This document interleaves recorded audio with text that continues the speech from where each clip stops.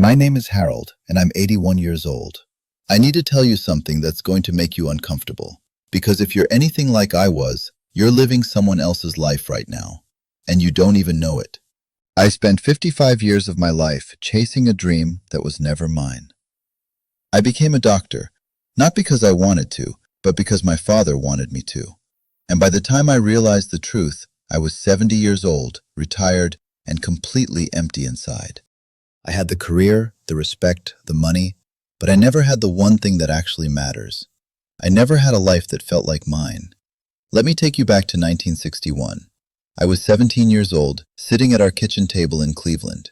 My father was across from me, and he had this look on his face. The look that said this conversation wasn't a discussion. It was a decree. He said, "Harold, you're going to be a doctor. That's the plan. That's always been the plan." And I just nodded. Because that's what you did back then. You didn't question your father. You didn't talk about your feelings or your dreams. You did what you were told. But here's the thing nobody knew. I wanted to be a musician. I'd been playing piano since I was 6 years old. My teacher, Mrs. Hendricks, told my mother I had a gift. She said I could go to conservatory, maybe even perform professionally. When I played piano, something happened inside me. The world went quiet. Everything made sense. I felt alive in a way I never felt anywhere else. But my father didn't believe in music. He believed in security. He believed in respect. He believed in being somebody. And in his mind, musicians weren't somebody. They were dreamers. They were failures waiting to happen. So when I tried to tell him about the conservatory, about what Mrs. Hendricks said, he didn't yell.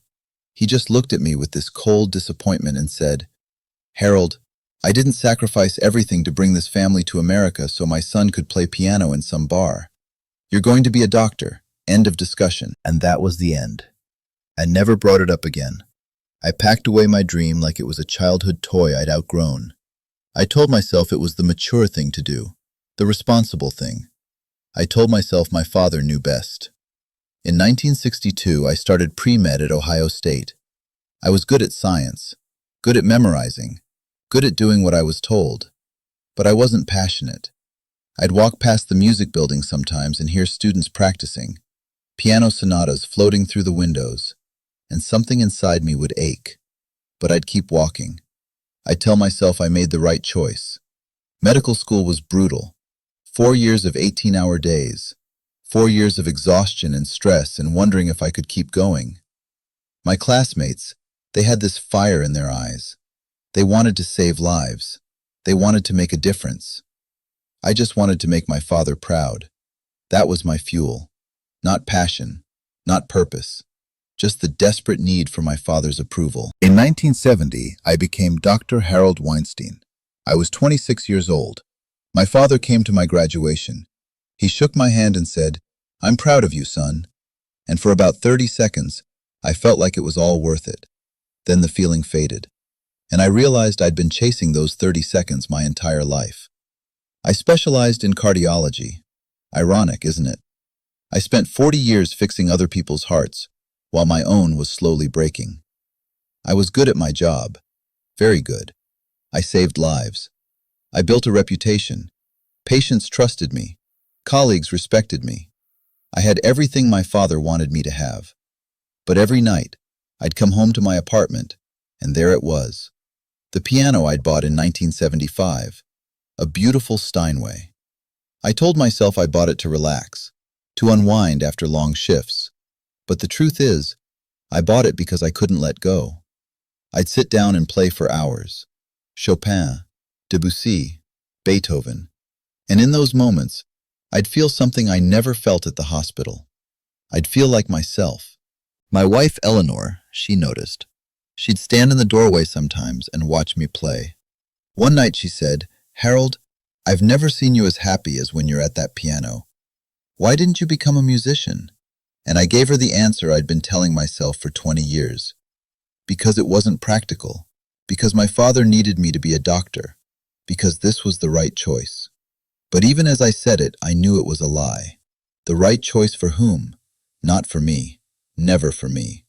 In 1985, my father died. Heart attack. The same condition I'd spent my career treating. I was 41 years old. And standing at his funeral, I expected to feel something. Release, maybe. Like now that he was gone, I could finally live my own life. But I didn't feel that at all. I felt trapped. Because somewhere along the way, his voice had become my voice. I didn't need him to tell me what to do anymore. I was telling myself. The prison he'd built for me, I'd taken over as my own warden. The years kept passing. I turned 50, then 60, then 70. I retired in 2014 with a distinguished career behind me, awards on my wall, money in my accounts, and absolutely no idea who I was without my job. The first year of retirement was terrifying. For 45 years, I'd been Dr. Weinstein. Now I was just Harold. And Harold was a stranger to me.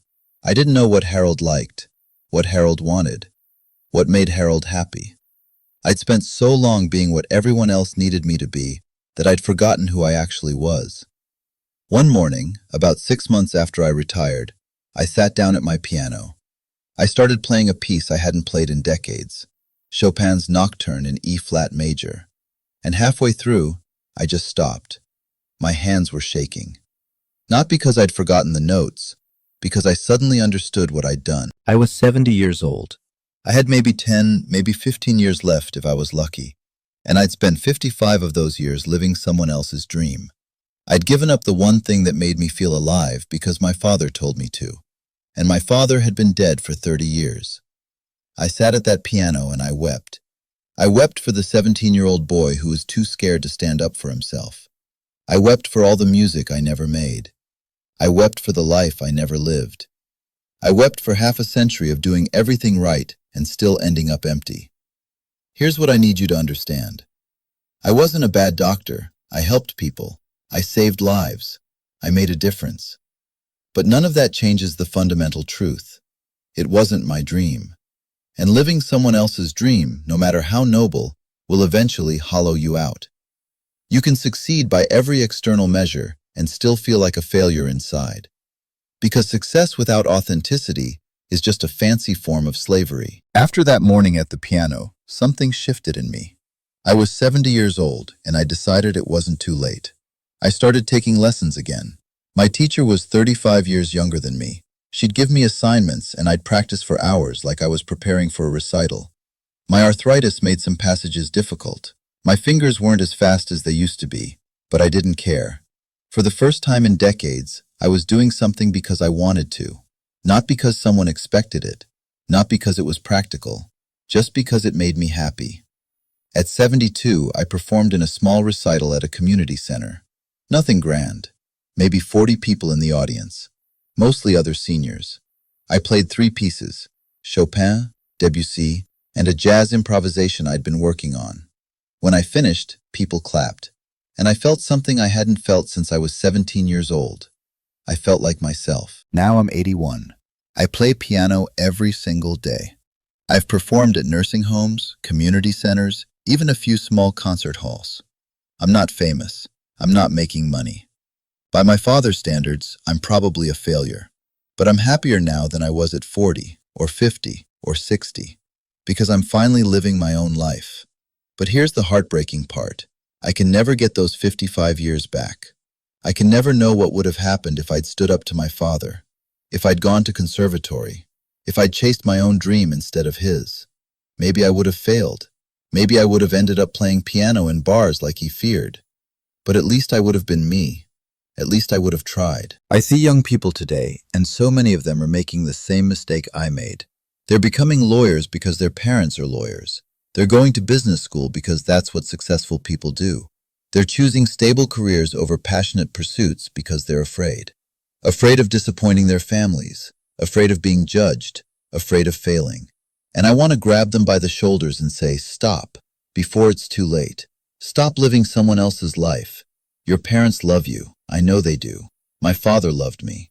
But love doesn't mean they know what's best for you. Love doesn't mean their dreams should become your dreams. Love doesn't give them the right to script your life. And here's something else nobody tells you. Your parents' fears are not your fears. My father grew up poor. He was an immigrant who had nothing. He was terrified of instability because he'd lived it. So he pushed me toward medicine because it was safe. respectable, stable. He wasn't trying to hurt me. He was trying to protect me from his own fears. But his fears weren't mine, and I spent 55 years paying for his trauma. Whatever your parents are afraid of, whatever drove them to push you in a certain direction, understand that it's their story, not yours. You don't have to inherit their fears. You don't have to live your life as a reaction to their pain. If I could go back and talk to my 17-year-old self, sitting at that kitchen table, here's what I would say. Harold, listen to me. Your father is wrong. Not because he's a bad person, but because he can't see what you can see. He can't feel what you feel when you play piano. He doesn't know what lives inside you. Only you know that, and only you can honor it. I would tell him, stand up, right now. Say the words you're too afraid to say. Tell him you want to go to conservatory. Tell him music is your calling. Tell him you love him, but you can't live his life for him. It will be hard. He might yell. He might be disappointed. But that disappointment will fade, and in its place you'll have something priceless. You'll have yourself. I would tell him, the approval you're chasing, it's a mirage. You'll get it. You'll become the doctor he wants, and it won't fill the hole inside you. Nothing fills that hole except living authentically. Nothing fills it except being who you actually are. But I can't go back. None of us can. All I can do is tell you my story, and hope that someone, somewhere, makes a different choice. What is your piano? What is the dream you've buried because someone told you it wasn't practical? What is the thing that makes you feel alive? The thing you do when no one is watching, the thing that feels like coming home. That thing matters. It matters more than stability. It matters more than approval. It matters more than anyone else's expectations. Maybe it's art. Maybe it's writing. Maybe it's building things with your hands or teaching children or traveling the world. Whatever it is, I need you to understand something. That dream isn't frivolous. It's not a luxury you'll pursue after you've achieved enough. It's the whole point. It's why you're here. And every year you spend ignoring it is a year you're not fully living. I know what you're thinking, but I have responsibilities. I have bills. I have people depending on me. And yes, you do. I'm not telling you to quit your job tomorrow and become a starving artist. I'm telling you to make room for what matters.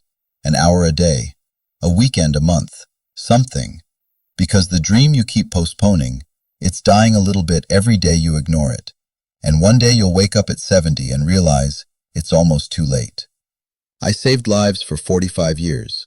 I was a good doctor, but I wasn't a happy person. And if I had to choose between the two, if I had to choose between being good at something I didn't love and being happy doing something I did, I would choose happiness every single time. Because what's the point of all those achievements if you're empty inside? What's the point of all that success if you're living someone else's life? Eleanor passed away 3 years ago. We were married for 48 years, and in the last months of her life, when we knew the end was coming, we talked about everything. All the years, all the choices, all the things we wished we'd done differently. And she told me something I'll never forget. She said, Harold, I wish I'd pushed you harder. I saw how unhappy you were. I saw what the piano meant to you, and I should have fought for you. I should have told you it was okay to walk away from medicine. But I was scared too. I was scared of what your father would think. I was scared of what people would say. She was crying when she said it, and so was I. Because we'd both wasted so much time worrying about what other people thought. So here's my final message, and I need you to really hear this. The people whose opinions you're worried about, the parents and relatives and colleagues whose approval you're chasing, most of them won't be there at the end. They won't be lying in the bed next to you when you're taking your final breaths. They won't know whether you lived a fulfilling life or an empty one. Only you will know that. Only you will carry that truth. I'm 81 years old. I've had 11 good years since I started playing piano again. 11 years of finally feeling like myself, and I'm grateful for every single one of them. But I would trade everything I achieved as a doctor for 11 more years of living authentically. You still have that chance. Whatever age you are, you have more time than I did. Please don't waste it. Please don't wait until you're 70 to ask yourself what you actually want. Please don't spend half a century living someone else's dream. Your dream matters. Your voice matters. Your life is not a dress rehearsal for someone else's expectations. This is it. This is your one chance to be fully, completely, authentically yourself. So I'm asking you, no, I'm begging you. What's your piano? What's the thing you've been putting off? What's the dream you've been told isn't practical? Go do it. Start today. Not perfectly, not grandly. Just start. Call in sick tomorrow and spend the day doing what you love. Sign up for that class you've been thinking about. Have that conversation with your parents where you finally tell them the truth. Whatever it is, do something. Because every day you wait is a day you'll never get back. I play piano every morning now, arthritis and all. I'm not performing much anymore. My hands are too stiff. But I still play for myself. And every time I sit down at that Steinway, I think about the 17-year-old boy who was too scared to speak up. I think about all the years he lost. And I play for him. I play the music he should have been making all along.